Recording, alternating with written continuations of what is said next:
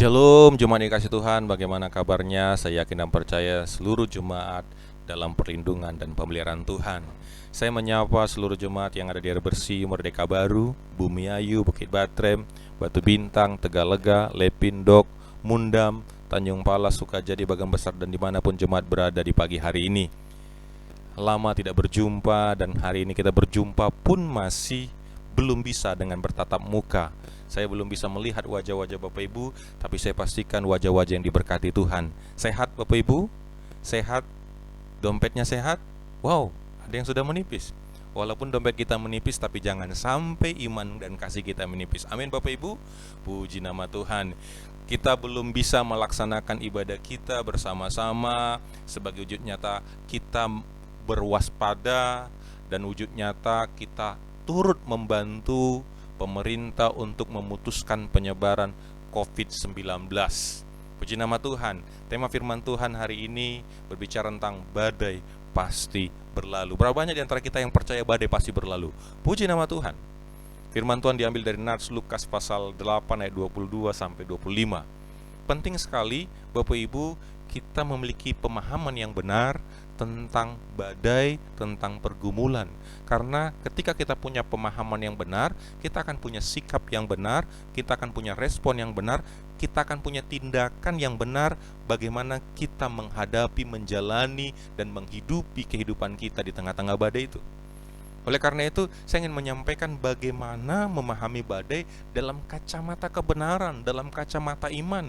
Kita memahami hidup ini bukan pakai kacamata dunia, tapi kacamata firman Tuhan, kacamata iman kita sebagai anak Tuhan. 4 hal yang saya ingin bagikan. Yang pertama adalah badai tidak dapat dihindari. Murid-murid tidak pernah terpikir bahwa mereka akan menghadapi badai karena mereka berpikir ada Yesus di perahu itu. Mereka tidak pernah berpikir tiba-tiba saja badai itu datang. Ini menunjukkan kepada kita bahwa badai tidak bisa dihindari. Badai tidak memilih untuk datang kapan kepada kita dan memberitahukannya kepada kita. Dan ini menunjukkan kepada kita siapapun kita, setiap kita pernah dan bisa kena badai. Tapi satu hal yang perlu kita imani, walaupun ada badai, Yesus ada di perahu itu. Yesus tidak tinggalkan mereka di sana. Itu yang paling penting. Bukan badainya tidak bisa dihindari, tetapi prinsip yang pentingnya Yesus ada di situ. Dia Immanuel, Dia menyertai kita. Dia berkata, jangan takut, aku menyertai engkau, jangan bimbang. Aku ini Allahmu. Aku akan mendukung engkau, menopang engkau, dan memegang engkau dengan tangan kananku yang memberi kemenangan. Jadi masalahnya bukan badainya, tetapi mari kita sikapi kita punya Tuhan di dalamnya. Yang kedua, badai memperlihatkan diri kita yang sesungguhnya, yaitu memperlihatkan bahwa kita manusia yang terbatas. Yuk kita lihat bagaimana latar belakang dari murid-murid Yesus. Mereka punya background nelayan, artinya mereka sering dan terbiasa di laut. Artinya mereka sudah mengerti, punya pengalaman, punya pengetahuan tentang laut. Tetapi ketika mereka mengalami badai ini, mereka berkata, guru kami binasa. Artinya mereka sadar mereka nggak mampu. Teori mereka, pengalaman mereka ternyata tidak selalu bisa dipergunakan, tidak selalu bisa dipakai untuk menyelesaikan masalah. Kita boleh lihat juga kondisi yang ada hari ini, COVID-19 ini. Coba kita lihat bagaimana negara-negara dengan segala kecanggihan mereka pun ternyata rapuh. Pun ternyata seperti Amerika, mereka adalah negara yang paling tinggi hari ini. Padahal kita tahu mereka negara hebat. Artinya ini menunjukkan bahwa kita terbatas, kita butuh Tuhan. Karena memang sejatinya manusia diciptakan untuk bergantung kepada Tuhan.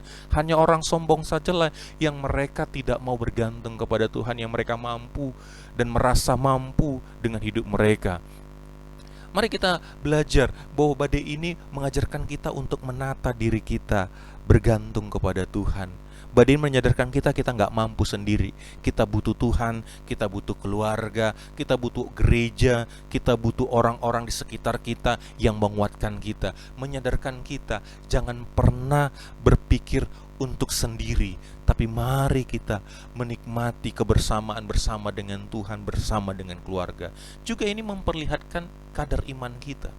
Hari-hari ini orang bukan hanya sekedar takut, tetapi menyebarkan ketakutannya, menularkan ketakutannya. Coba kita lihat, media sosial dipenuhi dengan berita-berita yang menakutkan. Bahkan terkadang yang menyampaikannya pun mungkin karena dia ketakutan, dan dia menyebarkan ketakutan itu bagi banyak orang. Tapi sebagai anak Tuhan, menyikapi kondisi yang ada ini, Tuhan ajak kita, Tuhan ajar kita untuk waspada, untuk kita bisa menjaga diri kita, menjaga kesehatan kita, menjaga keluarga kita. Itu yang penting. Masalah atau badai ini menunjukkan kualitas iman kita. Seberapa kita punya iman yang kuat. Bukankah kita baca di dalam Matius bagaimana bangunan yang dibangun di batu karang ketika datang badai tetap kokoh. Artinya badai itu untuk menunjukkan kualitas iman kita, kadar iman kita. Iman kita tidak ditentukan hanya dari perkataan kita, dari bahasa kita yang rohani, bukan, tetapi dari respon kita terhadap masalah. Bagaimana kita menyikapi, bagaimana kita menghadapi masalah. Ketika kita fokus kepada COVID-19 ini, terkadang kita lupa bahwa kita punya Tuhan yang lebih dahsyat daripada apapun di dunia ini. Mari kita belajar seperti dari pohon kurma. Bagaimanapun kurma di tengah-tengah badai, dia tetap kokoh berdiri karena dia punya akar yang kuat. Itulah iman. Iman itu pondasi dari kehidupan kita sebagai anak Tuhan. Hari-hari ini akan kelihatan mana umat Tuhan yang benar-benar kuat atau mana yang hanya di permukaan saja kuat. Itu akan kelihatan dari bagaimana responnya terhadap apa yang sedang terjadi.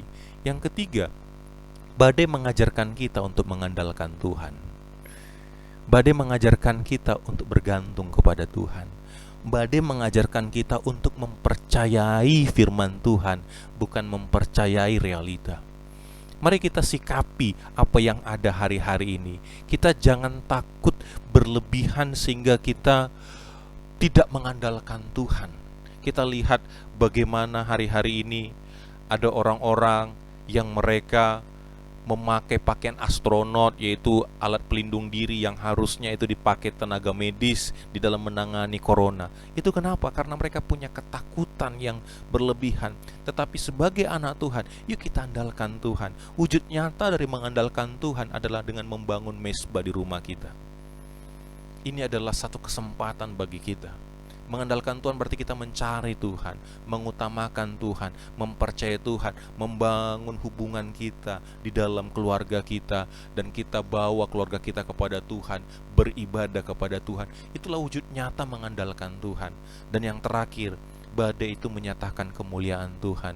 Bapak Ibu Saudara kasih dalam nama Tuhan Yesus, tidak ada satu peristiwa kejadian pun yang di dalamnya Tuhan tidak punya rencana yang indah. Terkadang Tuhan lakukan rencananya lewat sesuatu yang kurang menarik, dan itu adalah badai. Di sebalik badai ada kemuliaan Tuhan. Yuk kita maknai badai yang terjadi hari-hari ini untuk membangun kembali quality time kita bersama dengan keluarga. Mungkin hari-hari ini ada miskomunikasi, hari-hari ini begitu banyak kesalahpahaman, hubungan yang kurang baik suami istri, orang tua dengan anak. Tetapi lihat momentum ini, kembali lagi kita dihangatkan. Kasih yang mungkin mulai memudar kembali lagi dihangatkan. Hubungan yang sudah retak kembali lagi dipulihkan. Karena apa? Ketika kita bangun mezbah di rumah kita, ada lawatan Tuhan terjadi. Dan ketika lawatan terjadi, Tuhan hadir. Dan bukan Tuhan hanya hadir, tapi Tuhan memanifestasikan hadiratnya. Sehingga kita akan melihat lewat badai yang kita alami ini ada kemuliaan Tuhan dinyatakan. Ada keluarga yang dipulihkan, ada hubungan suami istri yang dipulihkan, anak-anak yang dipulihkan, yang mungkin selama ini kita berpikir anak kita kok begitu nakalnya. Tapi lewat COVID-19 ini mulai ada pemulihan terjadi di keluarga kita. Ada pelangi sehabis hujan. Bukankah murid-murid berkata, wow, ketika Yesus tenangkan badai mereka terpesona. Kenapa? Karena sebelumnya mereka gak pernah menikmati pengalaman spektakuler ini. Tuhan ingin membawa kita ke dalam pengalaman-pengalaman yang jauh daripada pengalaman di masa lalu, karena Tuhan ingin kita mengalami kemuliaan-Nya. Ada hal-hal baru Tuhan akan kerjakan setelah badai ini berlalu. Bahkan di dalam badai ini pun kita akan melihat penyertaan Tuhan. Jangan biarkan badai ini hanya berlalu tanpa meninggalkan makna kesan yang luar biasa bagi setiap kita keluarga, bagi setiap kita jemaat Tuhan. Yuk kita memaknai badai ini dengan perspektif yang benar, dengan pemahaman yang benar, karena kita akan mendapatkan pengalaman yang benar, yang luar biasa bersama dengan Tuhan. Mari kita berdoa.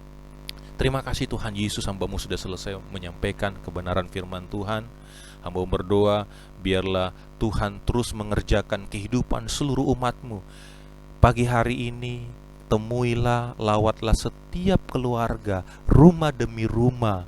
Engkau sedang melawat bapak-bapak, ibu-ibu, anak-anak. Engkau sedang melawat, Engkau sedang hadir bagi mereka, Engkau sedang memulihkan mereka, Engkau sedang memperbaiki hubungan mereka, Engkau sedang menyembuhkan mereka, Engkau sedang melakukan hal-hal yang selama ini mungkin belum terjadi.